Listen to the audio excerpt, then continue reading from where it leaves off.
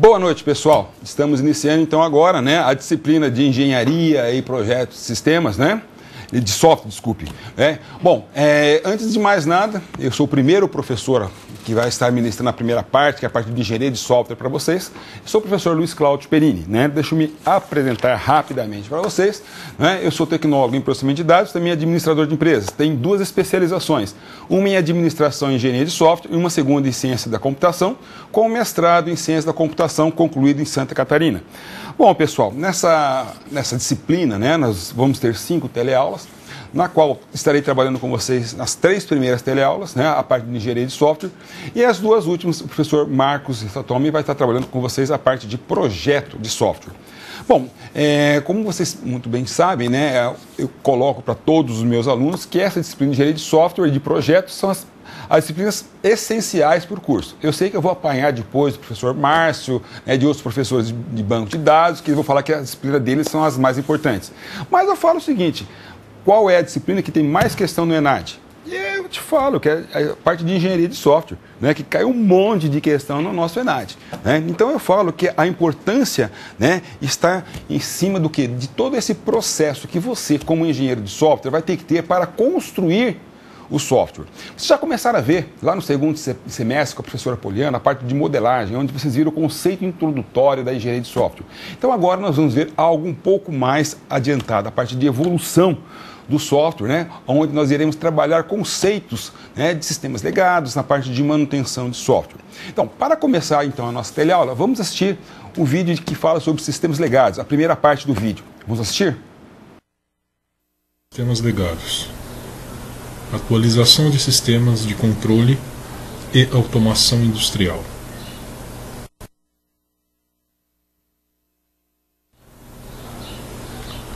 Do que nós vamos falar nessa apresentação? Vamos imaginar que você tenha um sistema de automação industrial existente, só que você tem alguns problemas, como por exemplo, você tem dificuldades de ampliar esse sistema, ele não te permite fazer isso. Você tem dificuldades em fazer a integração desse sistema, isto é, comunicar com outro sistema, por exemplo, e fazer modificações nesse sistema por alguns motivos, por exemplo, falta de documentação. Essa é a ideia da nossa apresentação. Então, o que é um sistema legado? Nosso conceito diz que vamos trabalhar em cima de 3 elementos. Que ele pode ser um sistema antigo ou ultrapassado. Ele pode ser um sistema onde ele apresenta uma documentação desatualizada, quando ela existe até. E quando esse sistema ele é de difícil modificação e até mesmo de entender ele. Quais são esses desafios quando você tem um sistema legado? Ele tem características de um alto impacto na manutenção industrial, com 3 elementos principais. Alto custo de OPEX, isto é, a operação e a manutenção deles são muito caras. Ele é um sistema obsoleto e ele não se integra mais com o seu sistema atual de automação.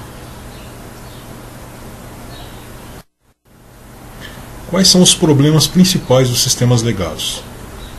Vamos eleger alguns principais, que vai dar todo um desenho de como que nós vamos tratar isso daqui para frente.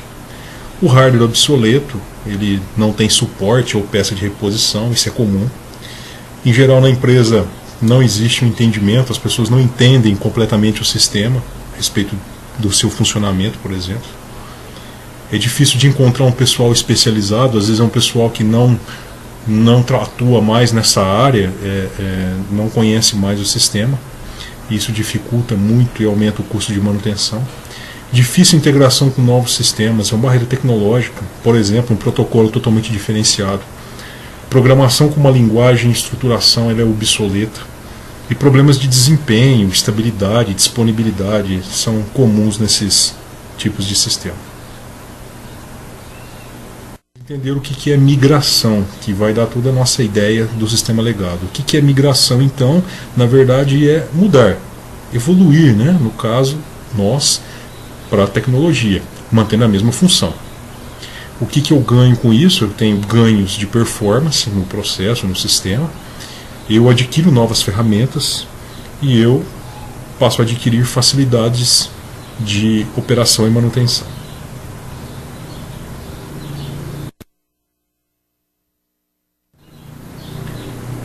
Qual é a nossa estratégia de migração? Elementos muito simples. Então eu tenho um sistema inflexível, eu passo a ter então um sistema moderno. Eu tenho um sistema frágil e passo a ter um sistema robusto. Eu tenho um sistema difícil de manter e passo a ter um sistema à prova de futuro. Uma observação, sistemas à prova de futuro, está escrito no nosso texto aí, com mais detalhes para vocês, mas basicamente é um sistema que ele tem capacidade de comunicação vertical, isto é, todo o sinal, por menor que ele seja no nível de automação até o nível mais alto, ele não passa por tratativas de sinal, e ele é horizontal, isto é, ele está aplicado em todos os elementos da planta na conexão da rede. Alguns erros estratégicos que são comuns quando a empresa decide fazer uma atualização, isto é, uma migração de sistema. Então, normalmente, o que ela faz? Ela toma uma ação de curto prazo, né? Ela quer resolver o problema rapidamente.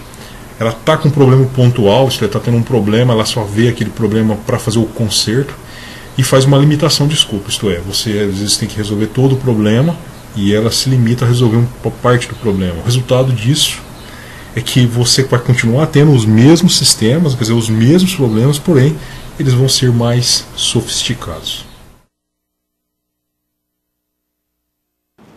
Então, pessoal, vocês viram, né, o que é o sistema legado, né? Ou seja, é toda aquela parte onde a gente tem já um sistema, muitas vezes em uso, muitas vezes também devido ao tempo, já se torna um pouco obsoleto dentro da própria organização, porém você não tem como mudá-lo, né? E aí você fica naquele impasse, e aí, o que eu faço, né? O que eu tenho que fazer com esse sistema? Né? Porque muitas vezes é por própria opção da organização, ou seja, já está funcionando, ele atende a necessidade, por que eu vou mudar? Né? Então, e aí ele peca por um outro lado que deixa de incorporar novas tecnologias que poderiam ser utilizadas dentro da organização, né?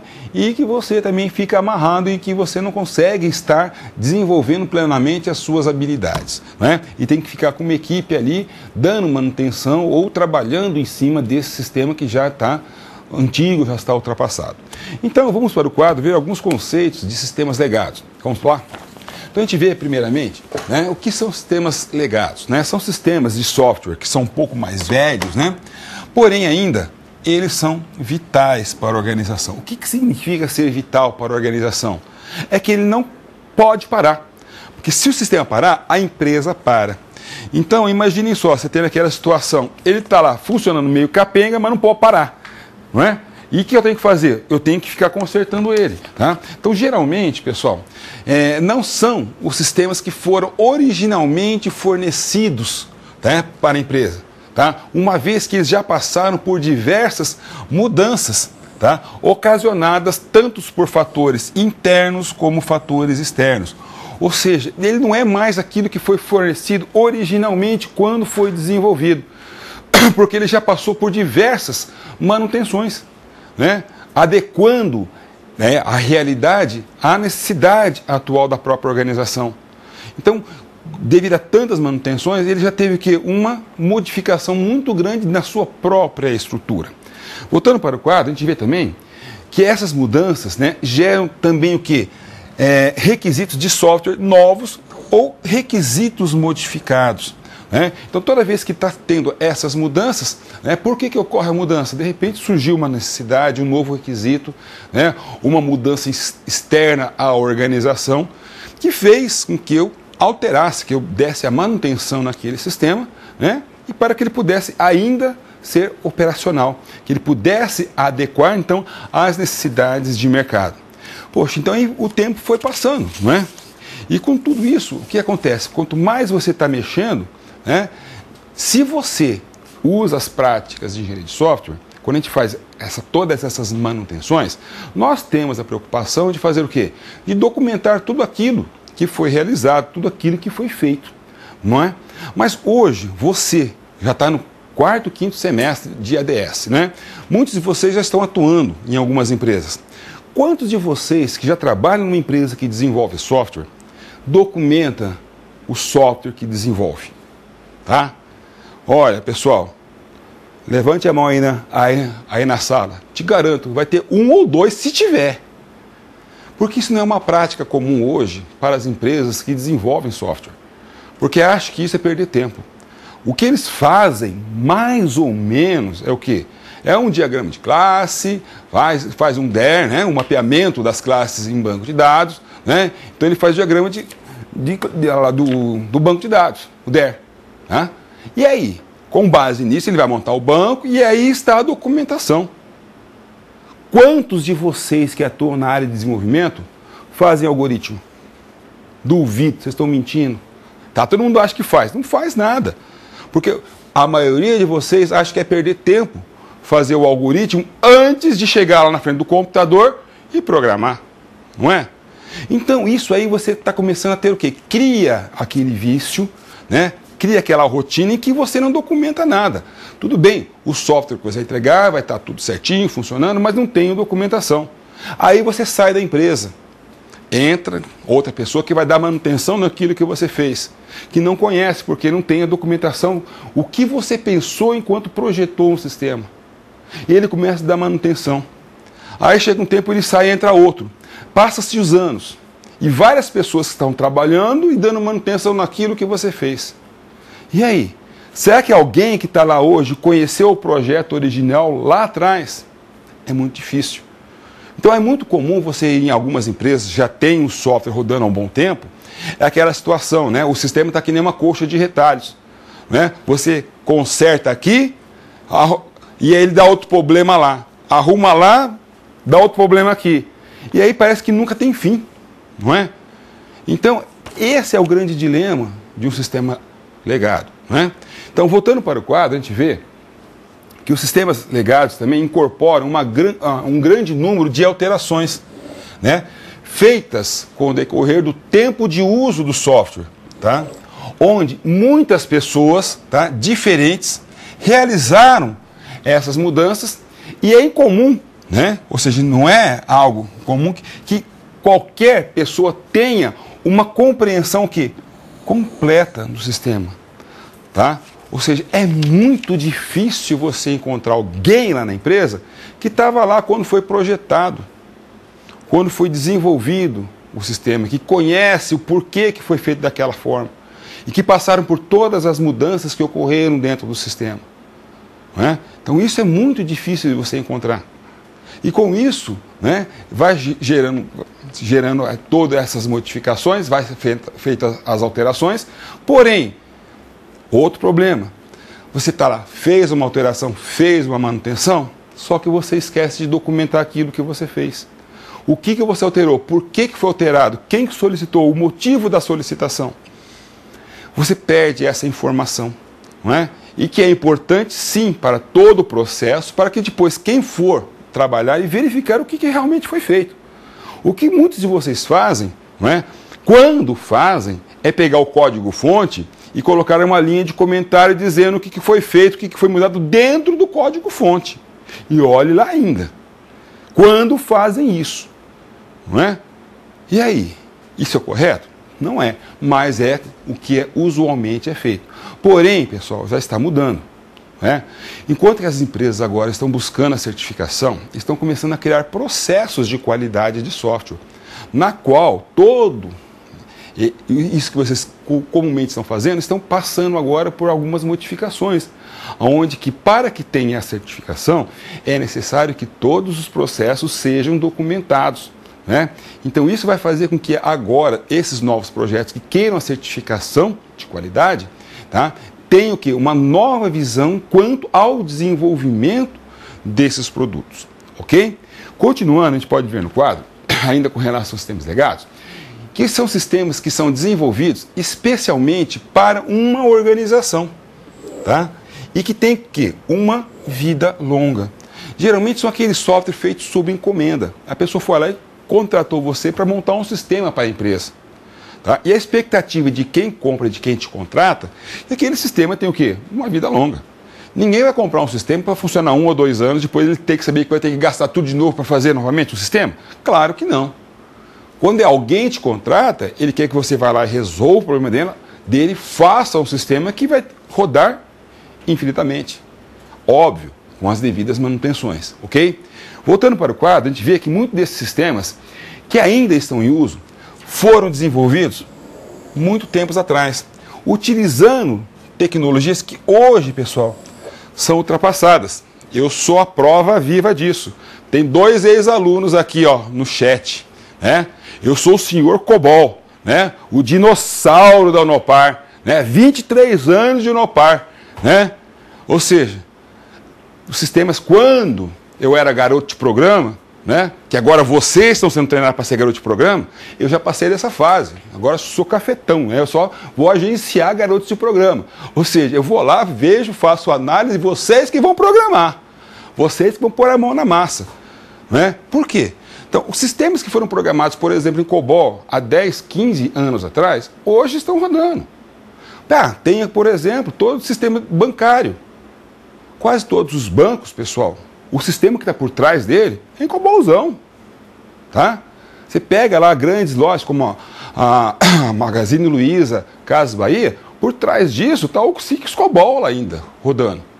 Então são sistemas ainda, são softwares que estão em uso, que estão ainda utilizando as tecnologias que estão desde 1956 aí rodando. Tá? 60 anos, que foi quando foi desenvolvido o COBOL. Tem o C, né? Então são algumas empresas que têm e não podem mudar, porque mesmo trabalhando com essa tecnologia, COBOL, C, o C puro, não C++, né? Então ele vê o quê? Que são ainda linguagens que dão uma certa segurança quando trabalhando com as informações. Porque hoje é muito difícil você invadir o sistema com COBOL. Porque se você não souber como que é a estrutura, você não consegue invadir e roubar um arquivo, ou modificar um arquivo em COBOL. É muito difícil. Então ele trabalha, e é isso que exige segurança, por exemplo, na área bancária. Então, imagine só você trabalhando com, por exemplo, numa empresa que ele fez lá em Clipper, né? Poxa, mas o Clipper hoje dá para rodar em Delphi e assim ir evoluindo, né? Mas dá lá, desde 1994, rodando nessa linguagem. Funciona? Funciona. Só que hoje, quem consegue trabalhar com Clipper? Né? Quem tem o tal do compilador do Clipper que rodava no DOS? Mas o que é DOS mesmo? Você conhece o que é o DOS? Você já é da era do Windows. Tá? O DOS é o quê? É o pré-histórico do Windows. Né? Então imaginem só, trabalhando numa empresa que tenha esses sistemas operacionais, que para que eu possa fazer a modificação no código-fonte, eu tenho que ter editores especiais. Eu tenho que ter lá o código, né? Ou seja, o compilador dessa linguagem. Imagine só pegar esse compilador colocando no i7, no i5, rodando com Windows 8 e assim por diante.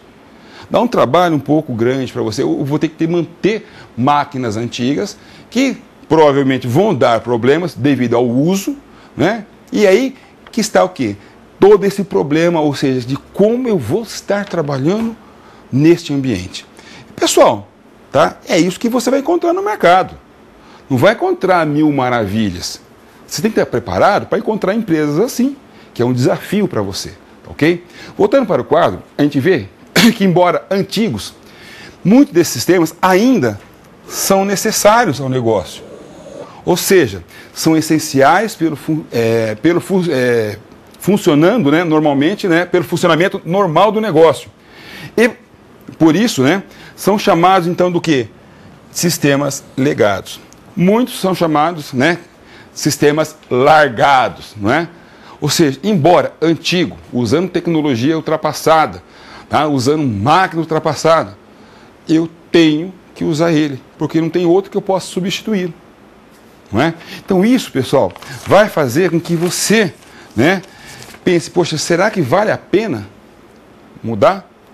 Qual o benefício que ele vai trazer para a minha organização na mudança ou na atualização desse sistema? E se eu atualizar, o que eu tenho que fazer? Compro um novo? Jogo esse fora? Pô, e a base de dados que está lá eu perco? Eu vou ter que fazer uma migração? E como que é essa migração? Como é que eu transfiro arquivos do COBOL, tá, para um Java? E aí?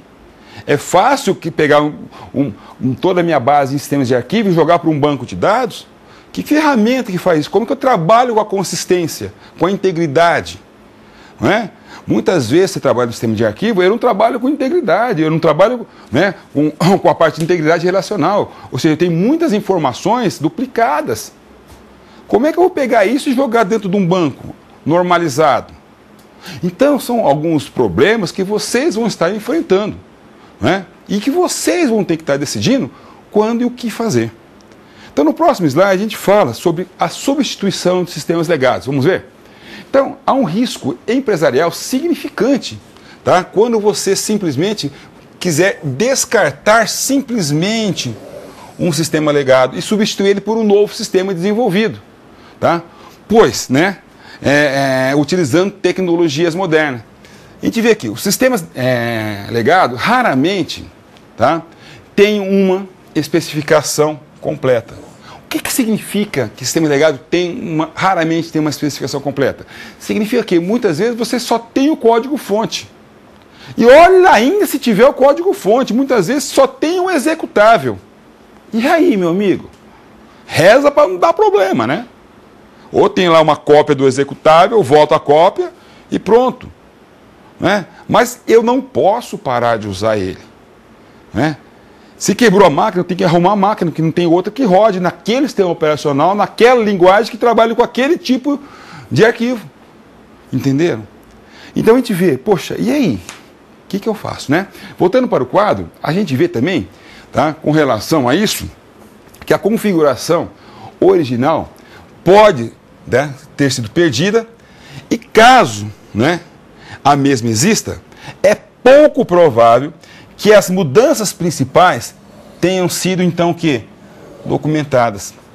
Né? Muitas vezes a empresa vai lá e compra um sistema desenvolvido lá na década de 90, né? E de repente, eu tenho toda a especificação, todos os manuais, tá, todos os diagramas de fluxo de dados, tá, todos os MER aqui, está tudo bonitinho. Ok, está tudo lá. Aquilo que foi desenvolvido em 1990 é lavar a bolinha. Nós estamos em 2015. Será que de 1900 lá vai bolinha até hoje não teve nenhuma modificação? Será que não foi feita nenhuma manutenção no sistema? Claro que foi, né? E aí? O que foi feito? O que foi alterado? Você sabe? Muitas vezes você não tem ninguém lá na área de TI que saiba o que foi feito. E como que eu vou estar mexendo nisso? Pessoal, muitas vezes é mais fácil você começar a fazer tudo de novo do que entender o que está lá. Eu já passei por essa situação, né? Mesmo na linguagem COBOL.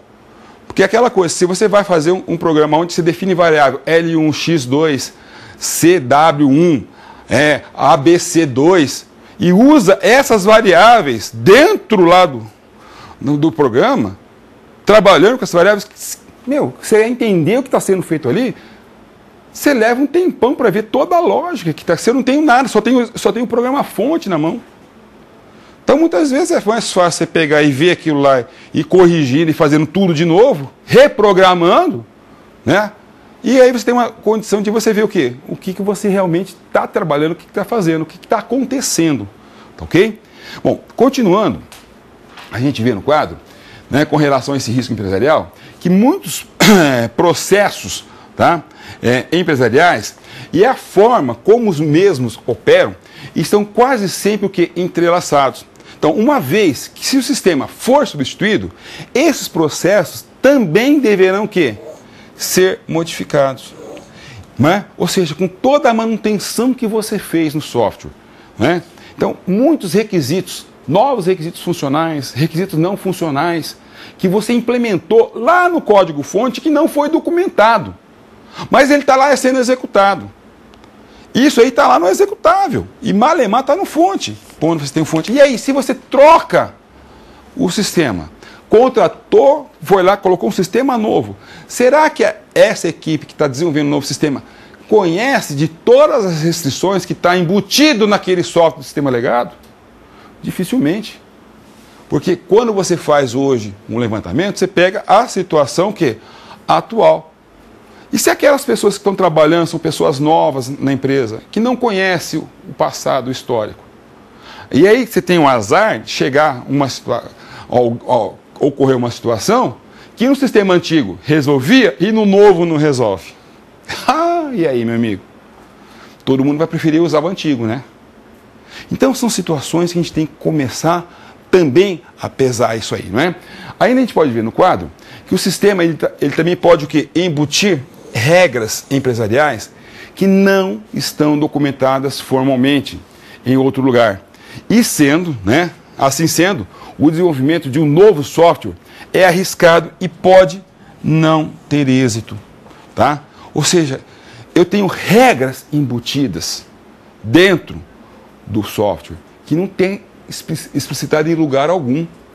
Se eu simplesmente arranco aquele e coloco um novo, e aí, como é que ficam aquelas regras empresariais? Né? Sumiu. E aí? Como é que fica a minha empresa? Como é que eu trabalho? A partir de hoje, as regras mudaram. Tá. Aí se chega um cliente lá que queira fazer alguma operação na empresa e o sistema não deixa funcionar. E você perde uma venda grande. O problema é de quem? O problema é do sistema? Não, meu amigo. Ou seja, eu sempre falo, você é contratado para fazer o quê? O que o cliente quer. Não é? Você não está lá para mudar as regras de negócio dele. Não é? Você está lá para fazer o quê? Adaptar o quê? O seu software que está sendo feito ao quê? A necessidade da organização, a necessidade daquela pessoinha que fica na frente do computador. Que a gente sempre fala que o problema é do usuário. Não é dele. O problema é teu que não soube buscar a informação correta com ele. Então, é isso que a gente tem que ver. Então, essas regras são importantes. Se não tem documentado, meu amigo, você vai ter que pegar e dar um jeito de tentar resolver antes de implementar o quê? Antes de instalar um novo sistema, né? E aí, como é que a gente trabalha essa mudança de sistemas legados? Vamos para o quadro? Então, a gente pode ver que os sistemas legados devem ser mudados ordenadamente, ou seja, para o quê? Permanecerem úteis, não é? Contudo, mudanças em sistema legado pode ter o quê?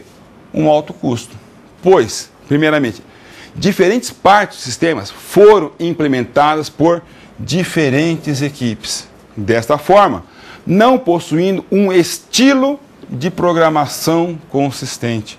Ou seja, você, né, vai lá ter uma maneira de programar. Se a empresa não tem, tá? Ou seja, um padrão de programação, um padrão de documentação, de definição de variáveis, de definição, né, de formulários, de tela, né, se isso não for padronizado, cada um faz da maneira que achar melhor. Imagina que rolo que dá, onde que muita gente mexendo na mesma coisa. Então imagina se você vê lá, tem um padrão de relatório assim, outro padrão assado, e aí? Né? Então, para que você possa padronizar isso, meu amigo, isso custa, né? E também a gente pode ver, tá, que o sistema pode usar o quê? Uma linguagem de programação obsoleta, tá? Ou seja, eu estou utilizando uma linguagem que hoje nos computadores que a empresa tem, não dá para rodar, eu preciso de um computador específico para ela, então tem que manter aquele computador para que eu possa lá colocar o sistema operacional, para que eu possa colocar o editor de texto, para que eu possa colocar lá o compilador, o link editor, né? Para que ele possa estar fazendo todas essas operações de manutenção, para que depois eu possa subir ele para o ambiente de produção. Não é? Então, muitas vezes, pessoal, acontece, e pior ainda, se é uma linguagem obsoleta, você não tem mais suporte, né, para aquela linguagem. O único suporte que você tem é o manual que está lá emitido há 10, 15 anos, que você nem entende, é uma estrutura de definição de arquivo que estava utilizando naquele programa, ó, naquele sistema. E aí? Chora? Não, você tem que dar um jeito, né? Outra coisa também a gente tem que ver que a documentação do sistema está frequentemente desatualizada, tá? Em alguns casos, é a única documentação que tem do sistema é o código-fonte. E olha lá ainda, né? Pode ser que você tenha o código-fonte lá do início, né? Ou seja, você tem o código-fonte que está lá, que ele pegou, está lá no sistema, que você não conseguiu imprimir, está desatualizado, né? E aí, como é que eu faço? Né?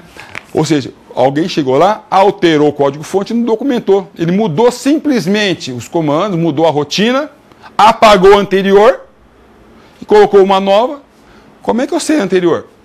Se não tiver backup, se não tiver uma listagem do código-fonte, meu amigo, foi embora. Eu não tenho como voltar atrás, ver como é que era antes. Não é? Então, imagina, e será que isso é diferente daquilo que vocês estão trabalhando hoje? Vocês trabalham de uma maneira diferenciada? Vocês hoje documentam tudo isso? Como é que é o dia a dia de vocês? Vocês não estão cometendo os mesmos erros? Reflita um pouquinho, né? Outra coisa que a gente pode ver no quadro, ainda com relação à mudança de sistemas legados, né? A estrutura do sistema, ela pode estar o que então? Corrompida devido ao que? A muitos anos de manutenção. O sistema pode ter sido então otimizado para melhorar o que? A utilização de espaço e velocidade de execução, tá? Em vez de ser escrito para facilitar o que? A compreensão, tá? Então, as estruturas de arquivos, tá, usadas, elas podem então ser o que? Incompatíveis, tá? O que isso quer dizer? Então, durante há muito ano de manutenção, tá? Por exemplo, vou citar o exemplo do COBOL. Você tem lá a condição de otimizar a estrutura do arquivo para que você possa otimizar espaço. O que você faz? Você define lá um registro e você redefine ele várias vezes. Em cada redefinição, você está criando novas posições de campos que guardam informações diferentes. Isso é loucura, você entender isso. Mas em COBOL fazia. Lá tem um tal de campo compactado. Então, ao invés de estar armazenando lá, você tem lá um campo de 12 posições numéricas, se você usar lá um comandinho comp-5, ele armazena somente 6. Vai entender. Você dá um type lá, manda listar o arquivo, ele aparece um monte de caractere especial que você não sabe que tem ali dentro, porque são campos compactados. E aí? Muitas vezes você está otimizando processos, rotinas, para ganhar velocidade no processamento. Não é? Você cria lá rotinas que você vai garantir que ele rode mais rápido. Porém, é de difícil compreensão. Ele não foi desenvolvido para facilitar a compreensão, para facilitar a manutenção. Não é? E muitas vezes, né, quando você tem que fazer algum relatório específico, ou fazer um arquivo, ou fazer uma consulta específica, era muito comum você fazer o quê? Eu tenho um arquivo de clientes, eu vou criar vários arquivos auxiliares, somente para listagem ou para atualização, onde eu pego, concateno chaves, gero o arquivo e resolvo o problema. Não é? Só que muitas vezes, quando você tem lá arquivos que são correspondentes, vamos supor, tem o código do produto, o código do cliente. Então, de um determinado arquivo, eu coloco lá um tipo de especificação, por exemplo, eu falo que ele é numérico com 6 caracteres, e no outro arquivo, para poder armazenar o mesmo campo, eu falo que ele é alfanumérico. Em COBOL isso aceita, não é? Numérico e alfanumérico. E aí, na hora que você está mandando um para outro, meu amigo, ele até faz. Lá na frente você vai ver a inconsistência que dá. Então são pequenas coisas que no dia a dia era feito isso, para solucionar o problema ali, pontual. Mas não era verificado na manutenção a longo prazo. Né? Então isso aí, pessoal, era realmente um grande problema com relação que fazia que a gente pensar o que a gente faz então para poder mudar isso, né? Bom, qual foi então os grandes dilemas com relação a sistemas legados? Vamos para o quadro? O primeiro deles era o quê? Primeiro, não, é caro manter um sistema legado, né? Outro dilema, tá? É arriscado substituir um sistema legado. Tá? É caro e arriscado substituir um sistema legado, né? E outro também, tá? Que a gente vê, negócios têm que pesar o quê? Os custos e riscos, tá? E muitas vezes podem até escolher estender a vida de um sistema, tá? Utilizando que técnicas tal como a reengenharia, né? Aí a gente fala, poxa, né? Como é que eu faço agora? Se é caro e arriscado eu trocar um sistema legado, colocar um novo. É caro manter o troço ali funcionando, tá? E também de ver, poxa, será que vale a pena eu pegar aquele sistema, deixar lá funcionando e depois fazer a reengenharia. O que é fazer a reengenharia? É pegar o que? O código-fonte, tá? Atualizar ele com relação ao sistema operacional, à linguagem, ao banco de dados, gerar uma nova versão atualizada e fazer a conversão e depois pôr em produção. O que é melhor? Não é? É até mesmo, eu sempre coloco o caso, que tem uma empresa aqui em Londrina que trabalha com revenda de caminhões e trabalha com pneus. Então ele tinha um sistema, tá? Se não me engano, como que era? O sistema era Paradox, tá? Que é uma linguagem e trabalha também com banco. Então vai desde a versão, está na versão 20 e pouco, quase 30.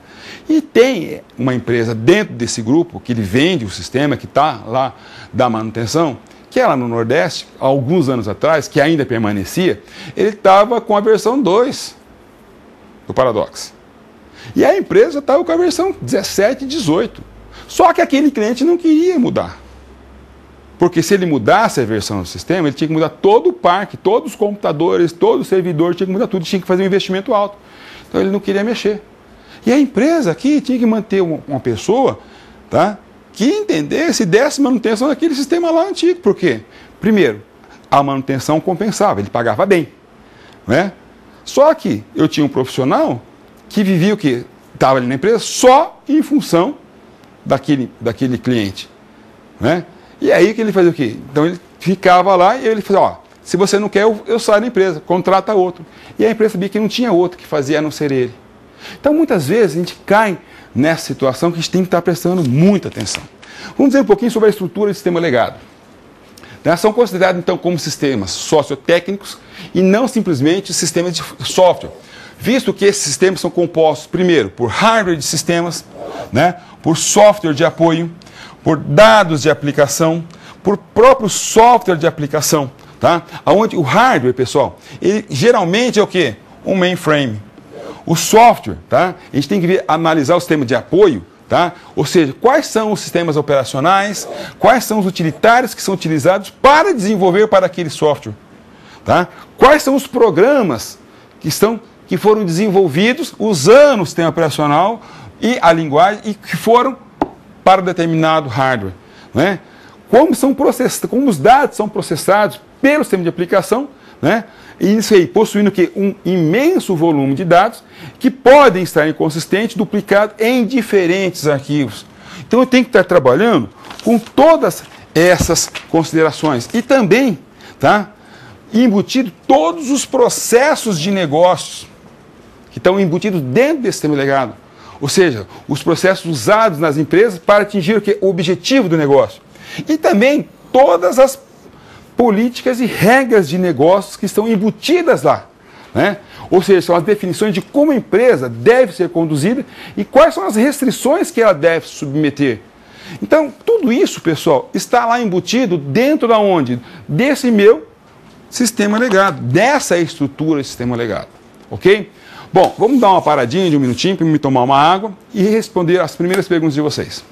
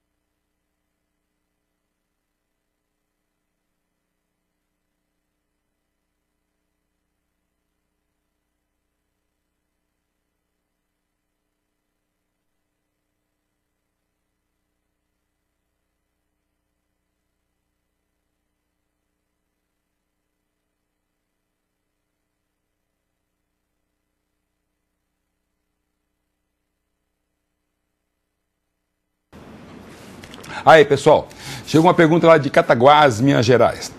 O aluno Anderson questiona se no caso da utilização de sistema legado é mais vantajoso trocar o sistema para uma linguagem mais atual ou começar a desenvolver do sistema do zero. É aqui que ele colocou, é aquele grande dilema, né? Se o sistema ele é muito importante, como a gente vai ver agora a seguir, se vale a pena eu simplesmente chegar lá, trocar, começar do zero, ou seja, se eu começar do zero, significa o quê? Eu vou descartar o sistema e começar um novo. Aí incorre naquele problema. E aí, como é que estão as regras de negócio que estavam embutidas no anterior? Como é que eu vou ver isso? Eu tenho que me preocupar com isso antes de escolher se eu devo ou não fazer essa opção. Lá de Gurupi, outra pergunta.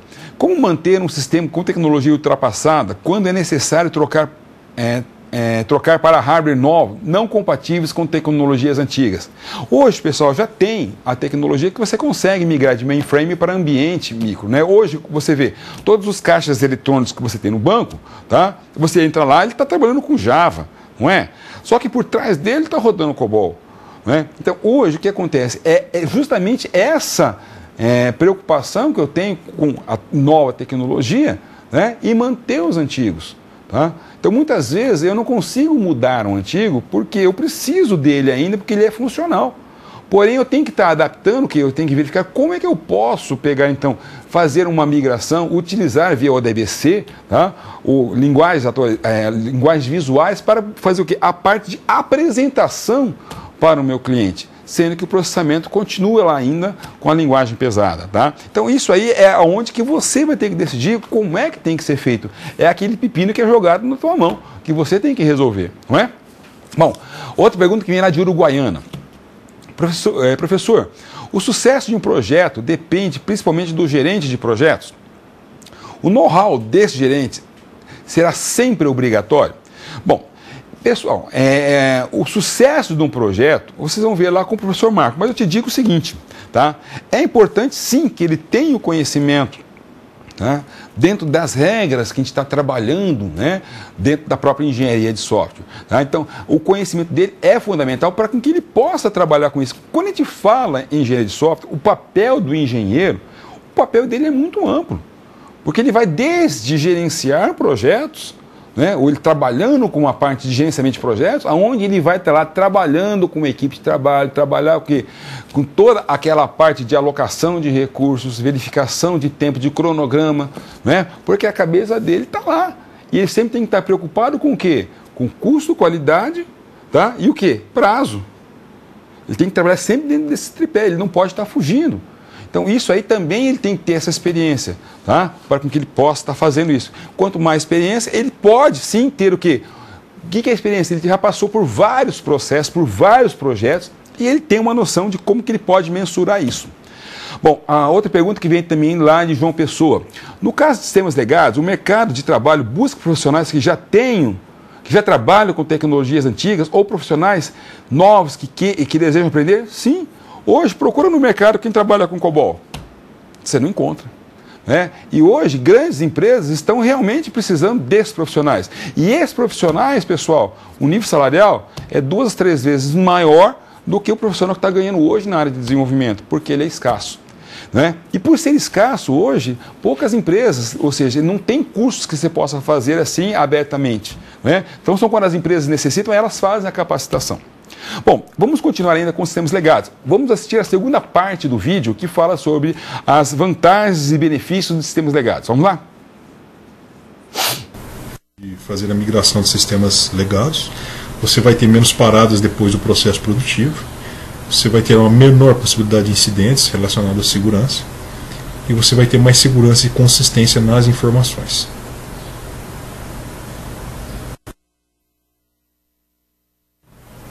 Quais são as vantagens de você trabalhar numa estrutura nova?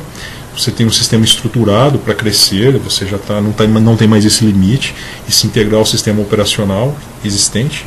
Você tem uma previsibilidade de custeio, riscos de manutenção definidos, porque você está com ele atualizado. E você faz uma reavaliação e recuperação do conhecimento do funcionamento do processo, que às vezes você se perdeu por documentações ou falta de informações, ou o pessoal também não estava atualizado, e você passa a ter o pessoal atualizado. As tendências para sistemas legados hoje Nós poderíamos trabalhar com 3 muito importantes, que o primeiro seriam os sistemas de gerenciamento de mudanças. Hoje em automação, a gente normalmente já pode projetar um sistema onde toda e qualquer mudança, tanto na operação quanto na manutenção, ela é registrada, ela tem um tracking de registro, onde você sabe exatamente quando, como e quais foram as pessoas que alteraram. Também os sistemas são conectados ao sistema de Big Data, quer dizer, você tem todo já um conjunto de conectado num banco de dados do processo. E o foco na cibersegurança. Hoje nós estamos trabalhando tudo em redes industriais, então a segurança do seu sistema. Então, pessoal, vocês estão vendo as vantagens ainda de trabalhar, né, com esses sistemas ainda, né, sendo sistemas legados, mas aonde que hoje os Big Data estão trabalhando com isso.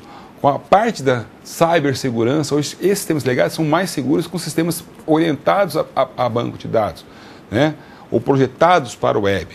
Porque é onde você tem que trabalhar, você tem que ter ferramentas que garantam a segurança, né? Software que garante segurança. E esse software pode ser acessado, pode ser hackeado. Como que você vai hackear um arquivo, tá? Lá de C? Como que você vai hackear um arquivo feito, a estrutura de um arquivo feito em COBOL? Né? Já em Java você trabalha com a estrutura de banco de dados, né? Ou seja, ela é uma estrutura também difícil de você acessar, porém, tá? Ela é mais frágil do que um sistema de arquivo, né? O professor Roberto deve ter falado para vocês quando deu banco de dados, né? Bom, vamos voltar para o quadro e vamos ver os componentes, então, do sistema legado que eu comentei anteriormente. Então, ele vê que nós temos lá o hardware do sistema, né? Que ele precisa também estar ligado com o seu próprio software de apoio. Por quê? Aonde que é executado, né, esse software de apoio? Dentro do teu hardware. Para que eu possa também ter um software de aplicação, tá? Esse software de aplicação ele vai ser executado no software, ou seja, tem que ser o quê? Compatível com ele. Tá? Para que eu possa desenvolver esse software de aplicação, eu vou utilizar o quê? Um software de apoio. E todo esse software de aplicação, ele vai utilizar o quê? Bancos de dados, estrutura de arquivos, onde eu vou estar armazenando todos os dados oriundos desse software de aplicação. Para que eu possa, então, desenvolver esse software de aplicação, eu preciso de ter definido o quê? Os processos de negócio da organização. Não é? Ou seja, ele vai utilizar esse processo para que eu possa desenvolver utilizando software de apoio para uma determinada máquina, não é? Para que eu possa, então, resolver o quê? A necessidade do meu cliente. Porém, todo esse processo de negócio, eu tenho políticas e regras de negócio que eu tenho que seguir, o que vai restringir, muitas vezes, o quê? Esse meu processo de negócio. Então, essas regras de negócio e políticas, ele insere o conhecimento aonde? Direto no meu software de aplicação.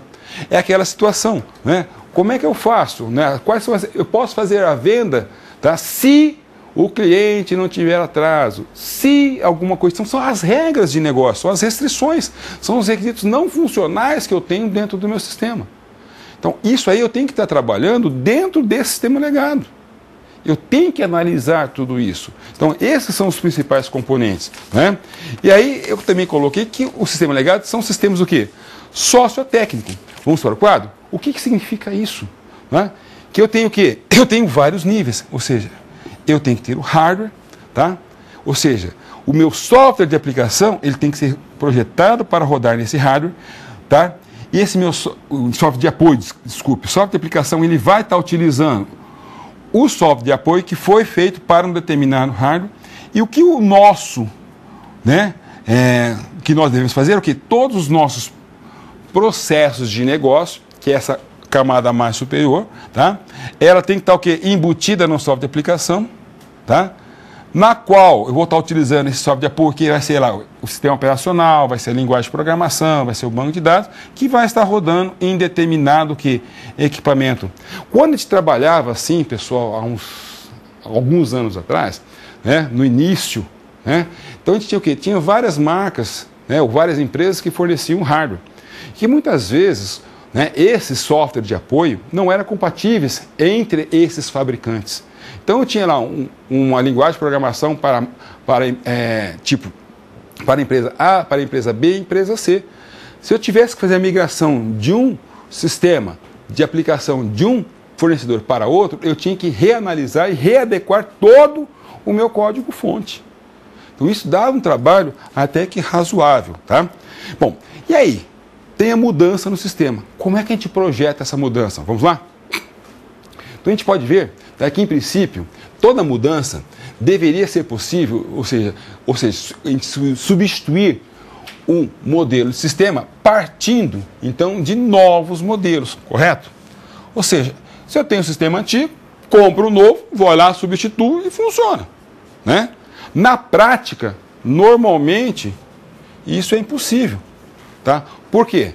Mudando um modelo, introduz aqui novas facilidades e modelos em níveis mais elevados, né? Que tem que ser o quê? Mudado para que se possa fazer o uso deste. Então, não é simplesmente eu chegar lá e mudar, né? Colocar novas facilidades, né? Então, muitas vezes, a gente tem que verificar se, de repente, será que é só mudar o sistema, só mudar a aplicação e permanecer com o mesmo hardware? Não, né? Ou seja, mudando o software, pode, inclusive, até mesmo, reduzir a velocidade de processamento, tá? Assim, então, requer o quê? Mudanças, tá?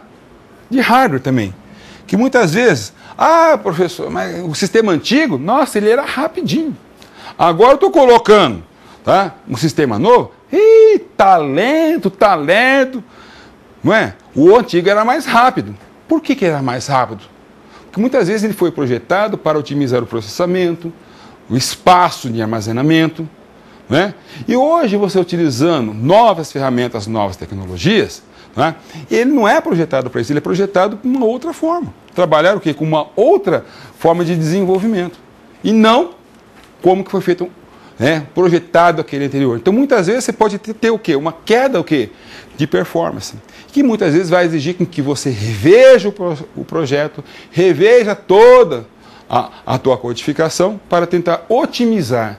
E isso aí, pessoal, também, né, lá no fundo, refere-se ao quê? A custo do próprio projeto. Ok? Continuando, a gente vê também, tá, que frequentemente é impossível manter interfaces de hardware por causa da diferença entre o quê?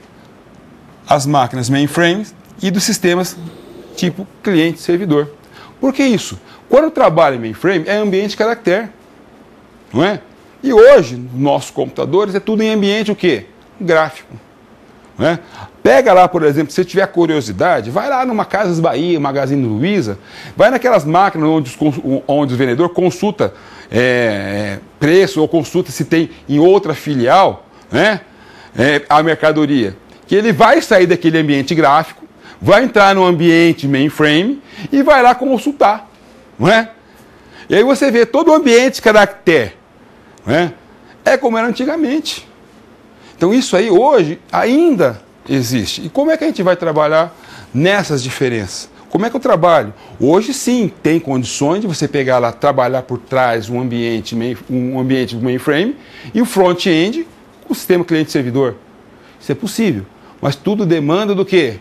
Investimento. Muitas vezes eu tenho um sistema, o teu cliente está lá com o sistema rodando e ele não quer investir na troca do hardware, né?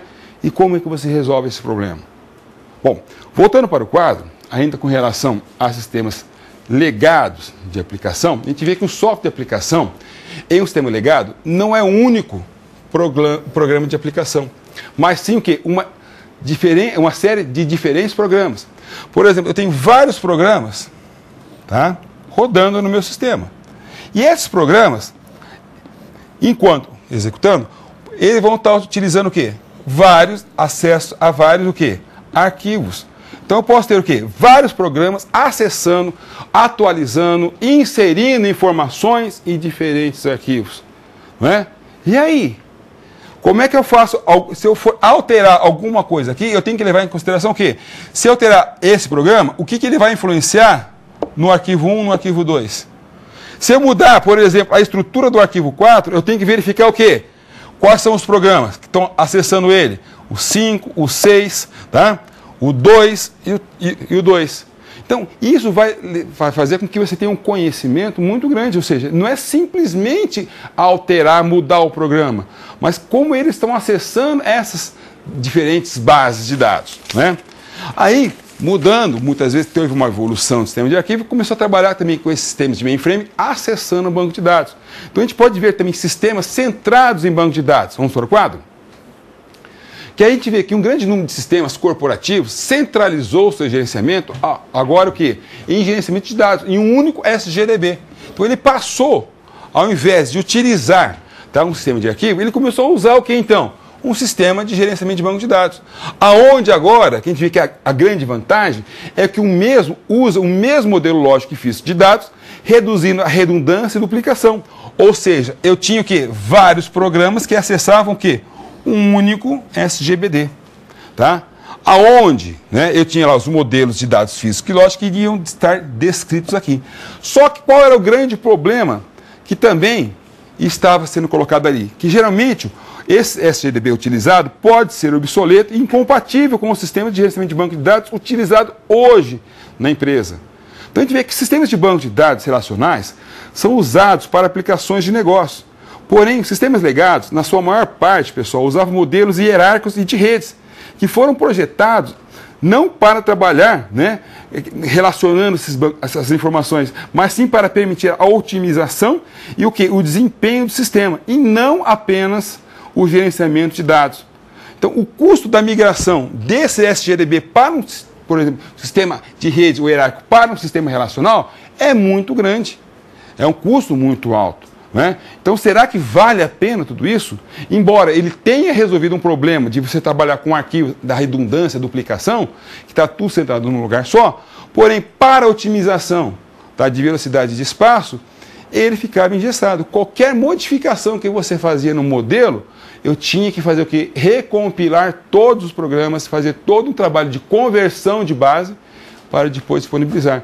Hoje, no modelo relacional, não. Você vai lá, altera o tamanho da variável, insere um campo no banco de dados que automaticamente ele já está funcionando perfeitamente. Eu não tenho que me preocupar com isso. Antes precisava, certo? Bom, vamos para o slide ver com relação ao projeto então, de sistemas legados. A gente vê que a maioria dos sistemas legados que foram projetados antes da orientação a objeto, tá? Ou seja, que era utilizada a programação estruturada, né?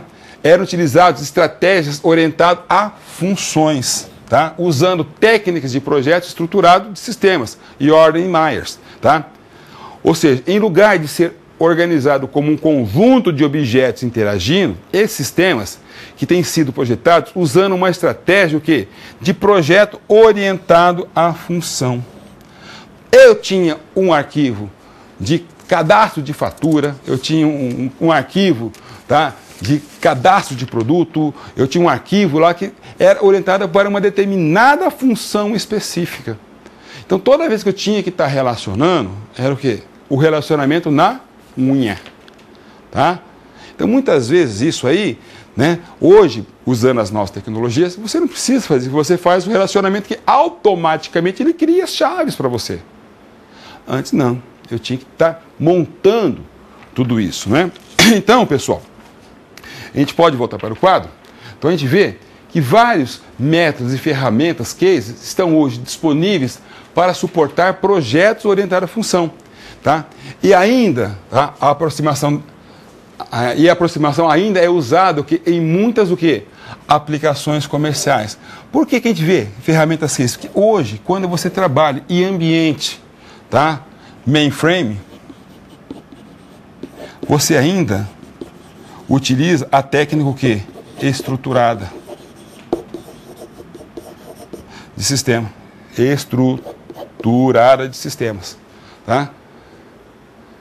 E ainda comumente usado para desenvolvimento para sistemas de grande porte. Então, isso aí, pessoal, ainda é usual. Ainda é necessidade de mercado. E ainda temos poucos profissionais que estão capacitados e que entendem isso, não é? Infelizmente, eu sou um desses que eu já falei, eu sou o dinossauro. Mas já tiveram aula com o Roberto, né? Na época que eu conheço o Roberto, ele tinha cabelo, né? Hoje ele não tem mais, né? o professor Márcio que deu. Você acredita que o Márcio foi meu aluno? Pô, eu tô ficando velho pra caramba. O Márcio nem cabelo tem. O resto que ele tem ainda tá branco. Ainda não tá tão branquinho, não. Mas o Márcio, meu, careca e cabelo branco, cara, pelo amor de Deus. E foi meu aluno. Então eu sou assim, eu passei da fase, né? Então você vê. Então, o Márcio, o Roberto, tá? A própria Veronice, que deu aula para vocês. São professores que trabalharam com sistemas assim.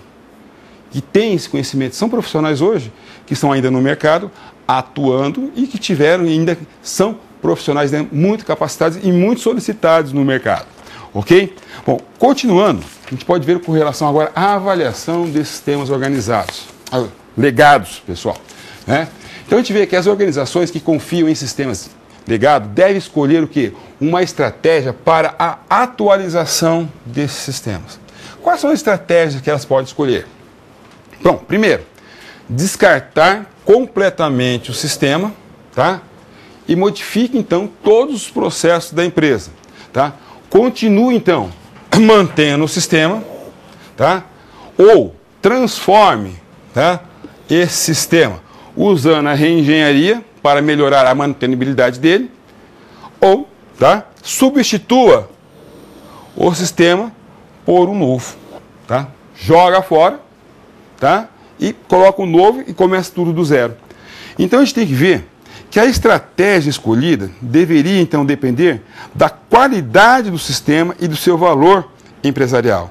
Então se a gente opta por descartar o sistema, ou seja, o sistema não está mais prestando, tá, uma contribuição efetiva para os processos da empresa. Então eu vou lá descartar ele. Agora, eu vou continuar mantendo o sistema se ele ainda é necessário, exceto quando ele for bastante estável e que não tenha muita manutenção. Então, eu continuo com ele.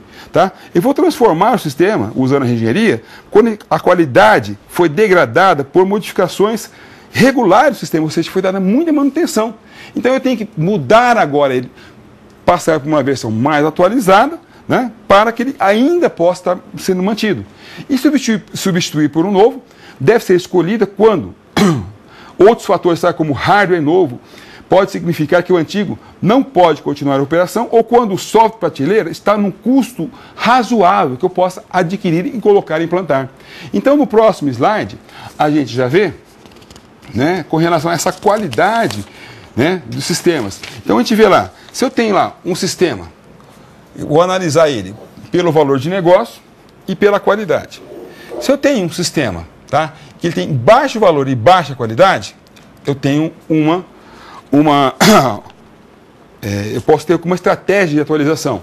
Se ele tem o quê? Baixa qualidade, porém um alto valor de negócio, uma outra situação. Se eu tenho alta qualidade, tá, e baixo valor de negócio, eu vou ter o quê? Uma outra estratégia. E quando ele tem alto valor e alta qualidade, eu vou ter o quê? Uma estratégia diferenciada. No slide seguinte, a gente vê, se eu tenho baixa qualidade e baixo valor de negócio, então esses sistemas têm que ser o quê? Descartados.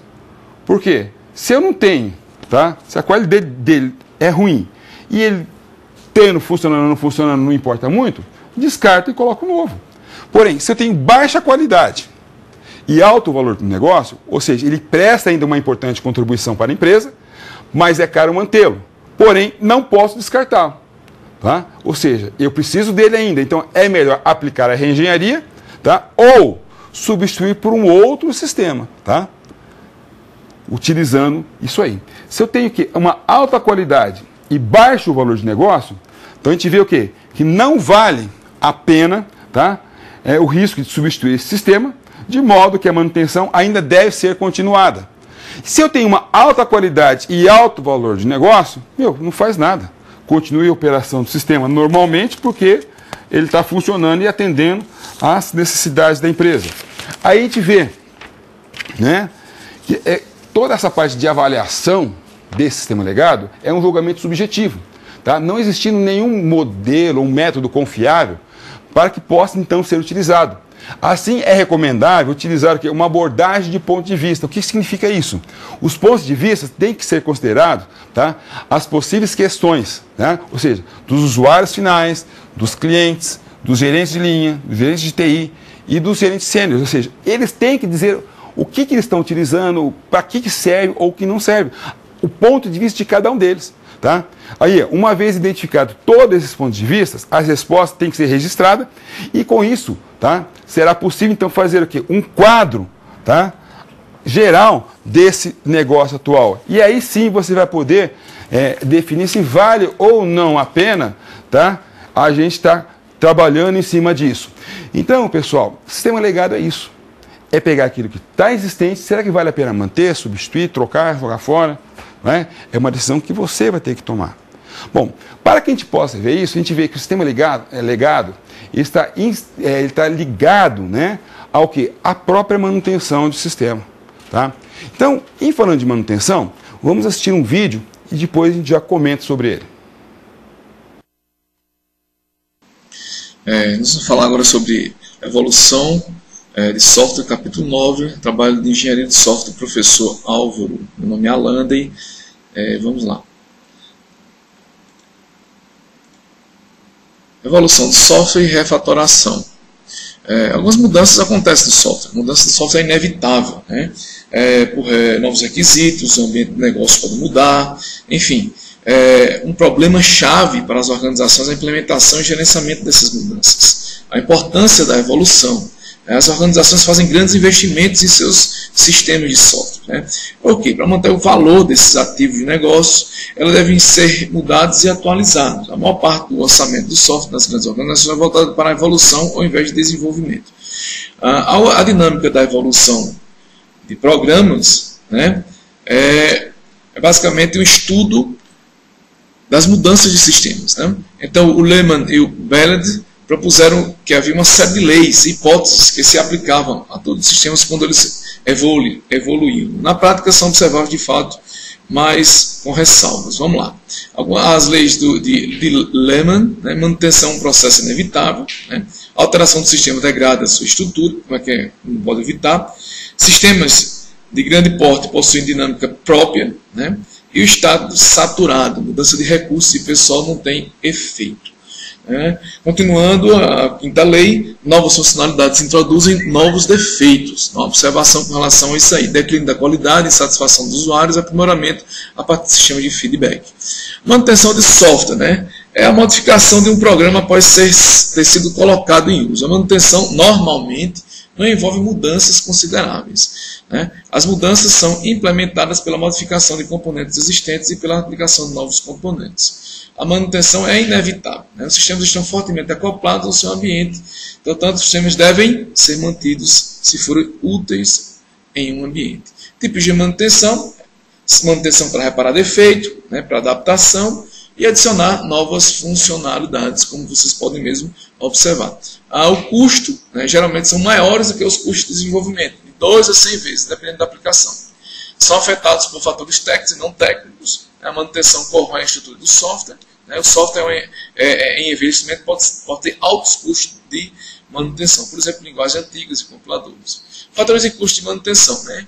Estabilidade da equipe, responsabilidade contratual, habilidade do pessoal, idade e estrutura do programa. Previsão de manutenção: avaliação de quais partes dos sistemas podem causar problemas e ter altos custos de manutenção. É importante observar essa questão da aceitação da mudança, né, a implementação da mudança e o custo de manutenção. O processo de evolução acontece, depende dos seguintes fatores: do tipo do software, dos processos de desenvolvimento, das habilidades e experiências do pessoal envolvido. Okay? Metodologias mais novas não costumam ter processos separados. Previsão de mudança: a previsão do número de mudanças requer o entendimento dos relacionamentos entre sistema e seu ambiente. Né? Fatores que influenciam esse relacionamento são o número de complexidade, o número de requisitos e o processo de negócio. As medidas de processo podem ser usadas para avaliar a facilidade da manutenção. Número, tempo médio para implementação. Se qualquer uma de todas essas estão aumentando, isso pode indicar um declínio na facilidade de manutenção. O processo de evolução do sistema, eu destaco para vocês: solicitação da mudança, análise do impacto, planejamento, implementação de mudanças e liberação do sistema. Reparo, defeitos, adaptação da plataforma e aprimoramento do sistema estão ligados a planejamento de versões. Muito obrigado, até lá.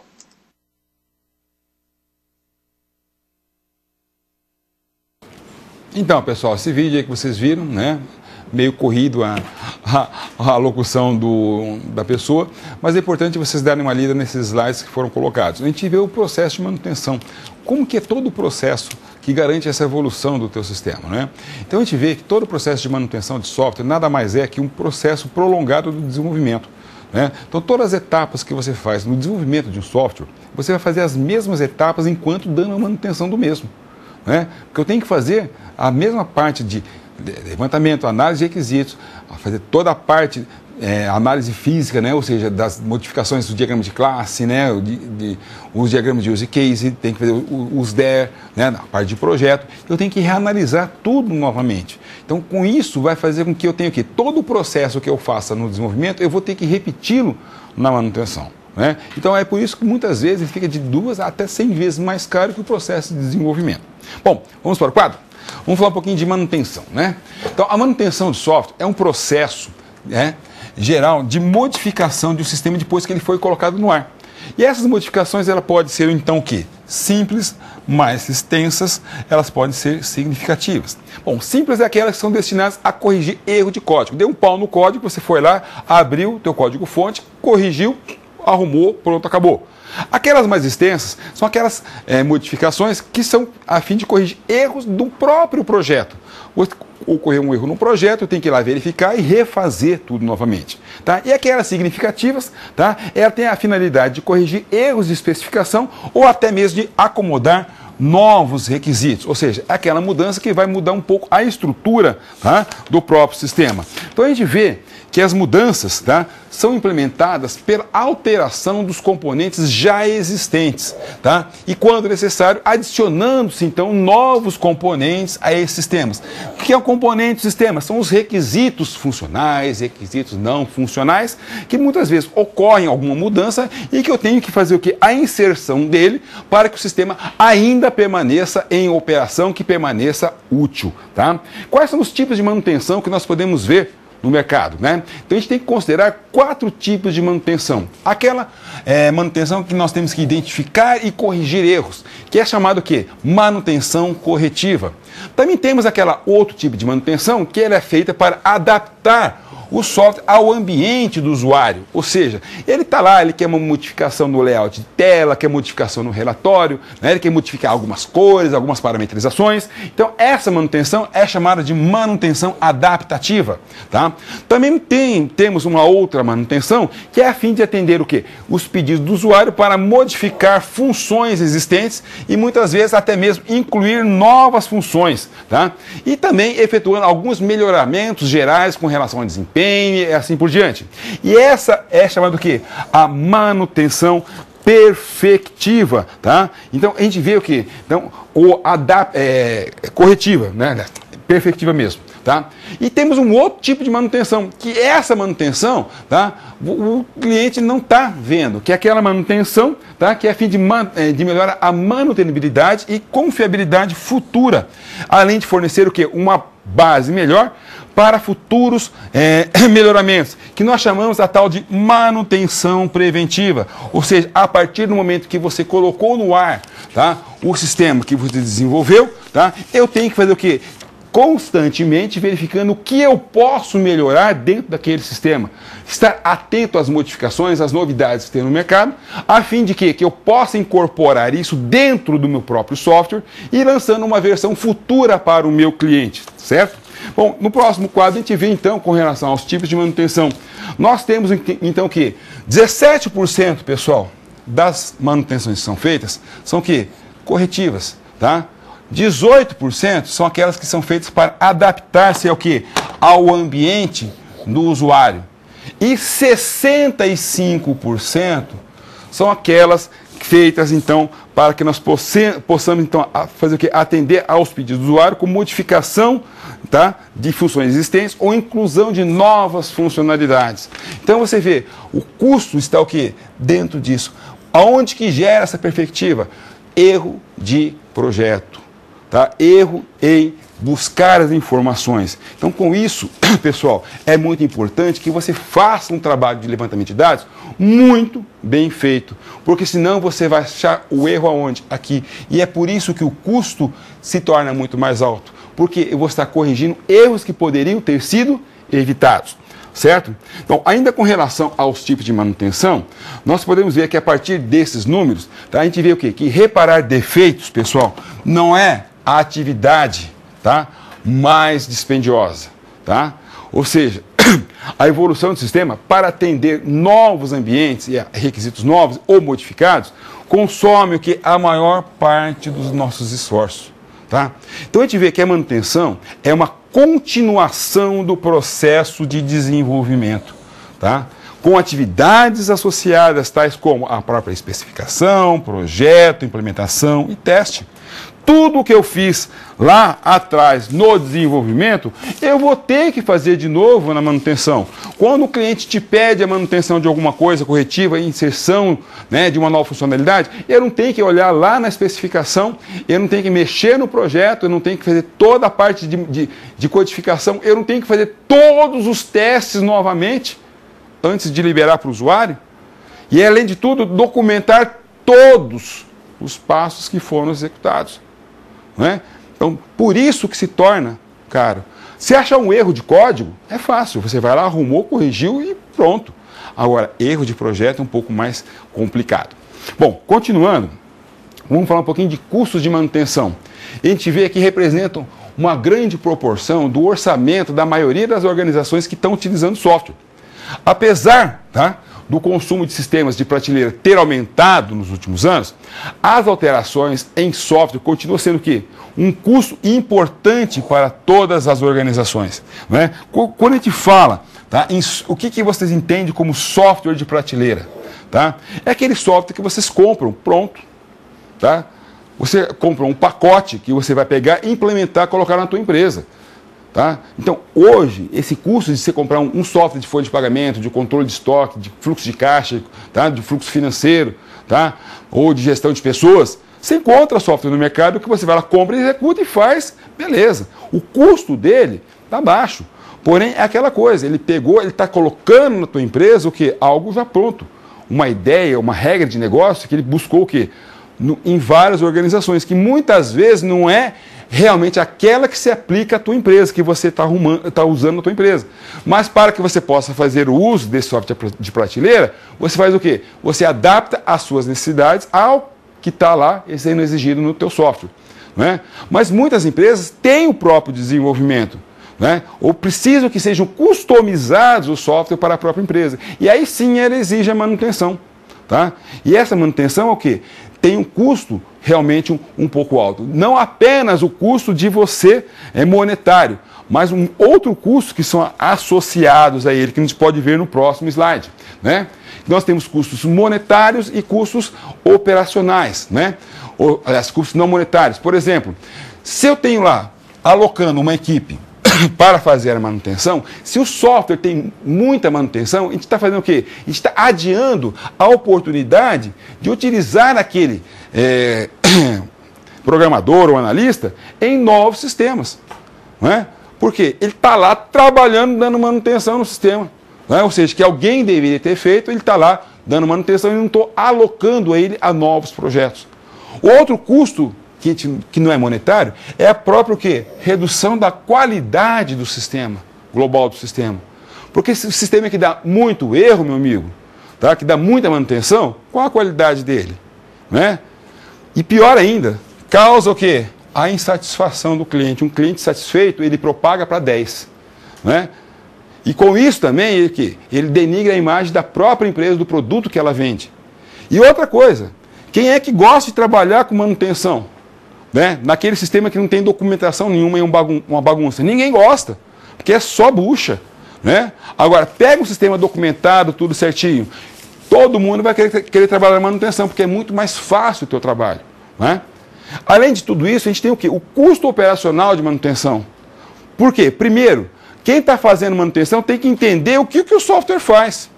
Tá? Depois ele tem que interpretar a estrutura de dados, as características de interface, o próprio limite de desempenho daquele software que foi desenvolvido. Além do que, ele tem que analisar, avaliar, projetar, codificar e testar todas as modificações. Não é? Então, isso aí, pessoal, para poder operacionalizar isso, demanda de um tempo, demanda de pessoas qualificadas que possam fazer isso. Não é colocar qualquer um lá. Imagina se você coloca uma pessoa que não tem muito conhecimento para fazer manutenção, ao invés de ele arrumar, ele vai piorar mais ainda o sistema, não é? Bom, continuando, a gente vê ainda, né, as razões pelas quais os custos de manutenção ainda é alto, é que é mais dispendioso acrescentar funcionalidades de um sistema que está em operação, já está em uso, do que implementar essas mesmas funcionalidades enquanto você está desenvolvendo o software. Não é? Então, a partir do momento que eu liberei o software para uso, meu amigo, é muito mais difícil dar manutenção nele, o custo é muito maior. Se eu tivesse feito toda aquela etapa de testes, bem feito toda a parte, né, de verificação e validação. Não é? Bom, continuando, a gente vê com relação ao processo de manutenção que ele varia dependendo do tipo de software que está em uso, aliás, que está em manutenção, dos processos de desenvolvimento utilizado e também da própria organização do pessoal envolvido em todo o processo. Então a gente pode ver nesse gráfico como é que é todo o processo que a gente trabalha de manutenção. Onde a gente tem o que lá? A gente recebe o pedido de alteração, onde nós temos que analisar qual o impacto que vai ter essa manutenção dentro do meu projeto. A partir disso, a gente faz o quê? Um planejamento do quê?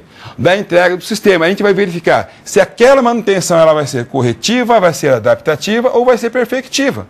Tá? Se ela for uma manutenção, tá? Corretiva, então o que eu tenho que fazer? Eu tenho que analisar o código-fonte, alterar o código-fonte e pronto, entregar o sistema. Tá? Se ela for uma manutenção adaptativa ou perfectiva, eu tenho que analisar a alteração solicitada, eu tenho que atualizar os meus requisitos funcionais e não funcionais, e aí eu tenho que partir para o próprio desenvolvimento. Enquanto eu estou atualizando os requisitos, eu tenho que mexer lá na minha análise, eu tenho que mexer no projeto, eu tenho que verificar se eu tenho que mexer no meu próprio banco de dados, né? O impacto que vai ter, vou ter que ver toda a implementação dessa modificação, tenho que ver todos os testes, tá? Para que depois eu possa partir para a nova fase, tá? Que seria o quê? Volta o slide um pouquinho, por favor. Mais um. Mais um. Aí eu faço o quê? Eu realizo a alteração e entrego o sistema ao quê? Ao meu cliente final. Eu libero ele para uso. Vamos agora avançar mais um pouquinho. Aí. Então a gente vê o quê? Quais são os maiores problemas que nós encontramos, tá? Dentro da manutenção, tá? Que a maioria dos problemas que a gente tem é causado por deficiência da maneira que como o software foi então que planejado e desenvolvido, tá? Os problemas clássicos que a gente encontra na manutenção, que é difícil ou impossível traçar a evolução do software através de várias versões. As alterações, elas não são devidamente documentadas. Nós não temos o hábito de documentar as alterações que nós fazemos, tá? Não é registrado em nenhum local. Tá? É difícil ou impossível traçar o processo através de qual o software foi criado. Como é que foi pensado, como é que foi projetado tudo isso. Tá? Então a gente vê também que é muito difícil entender programas de outras pessoas.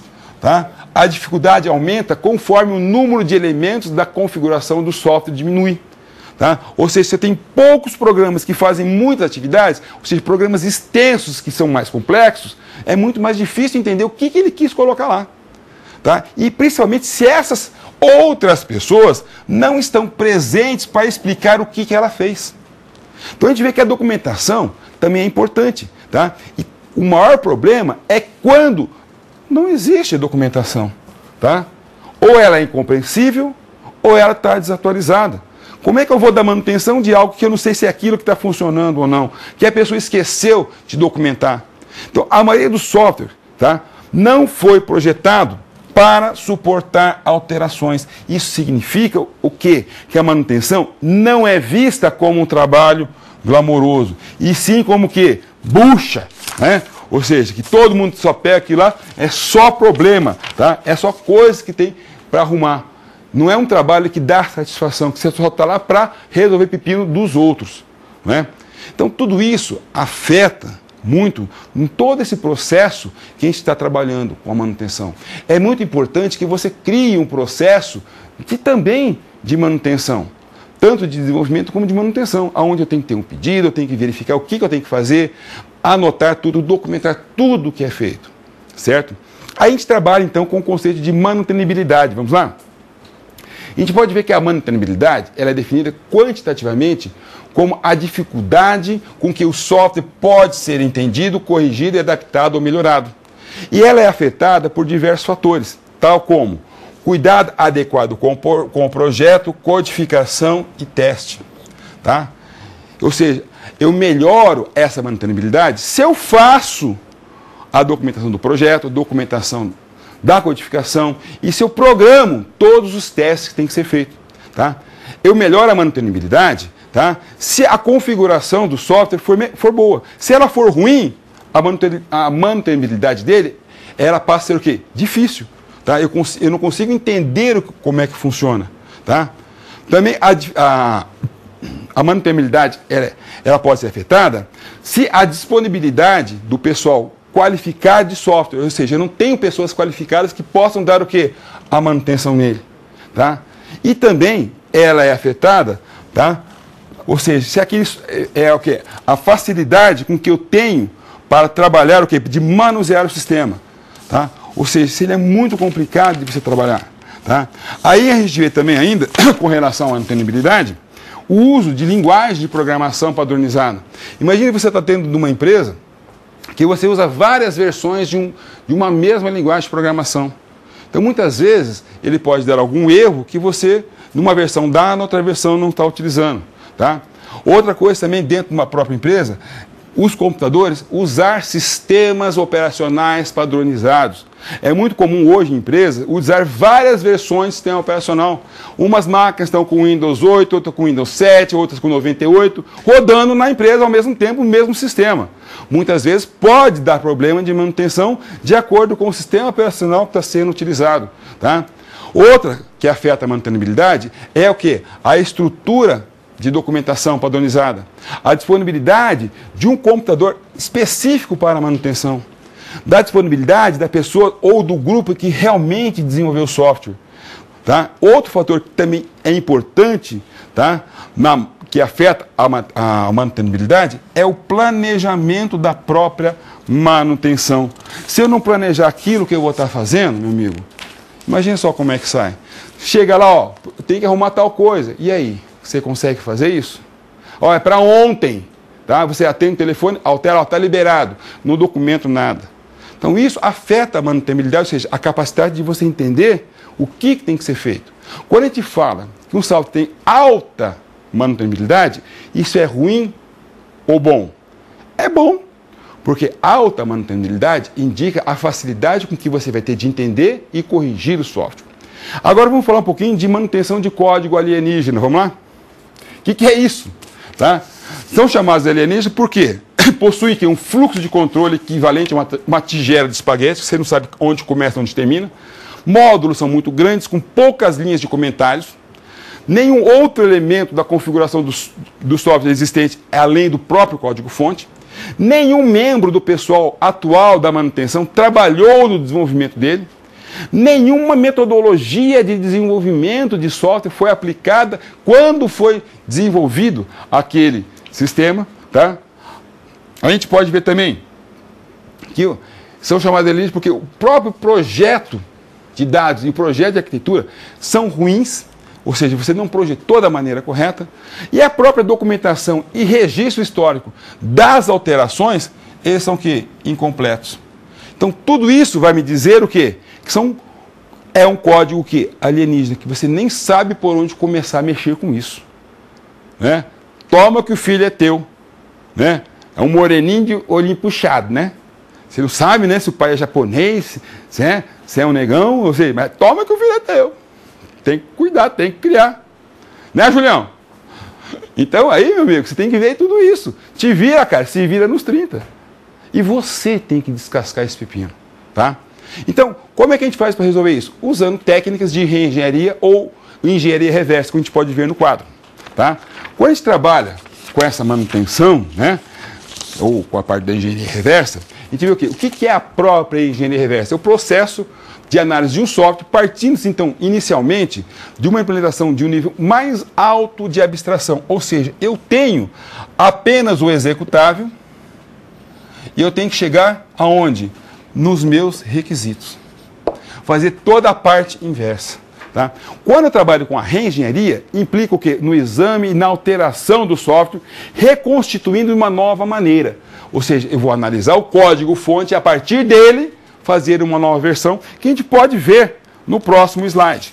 Né? Onde tem o quê? Se eu trabalho, tá? Normalmente, o que é a engenharia progressiva? É o que nós fazemos no desenvolvimento. Eu tenho um requisito, a partir do requisito eu faço o projeto, do projeto eu faço a implementação e libero o software.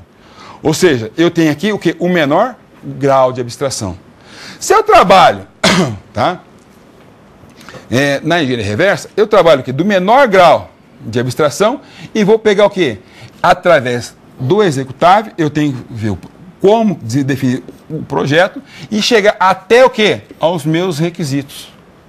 E a partir daí, eu aplico a engenharia progressiva para fazer o quê? Uma nova versão. Quando eu falo de reengenharia, eu vejo o quê? Eu posso pegar o próprio executável, pegar o quê? Dar uma verificada no meu código-fonte, modificar o código-fonte e gerar uma nova versão. Ou, se tiver muito ruim, eu volto ao projeto, refaço todo o meu projeto e a partir daí eu gero o quê? Uma nova versão do software, mais atualizada, com linguagem e com sistema e banco de dados mais atualizados. Ok, pessoal? Eu sei que essa aula foi trash. Nosso amigo aqui de sinais está com a mão aqui, né? Ó, de tanto ficar usando uma língua de sinal, né? Mas já passamos do nosso tempo. Pessoal, as perguntas que vocês tiverem, deixem registrado aí com nossos tutores, tá? Que aí eu mando a resposta para vocês através deles ou respondo no início da próxima teleaula, ok, pessoal? Um grande abraço, boa prova para vocês e até a semana que vem.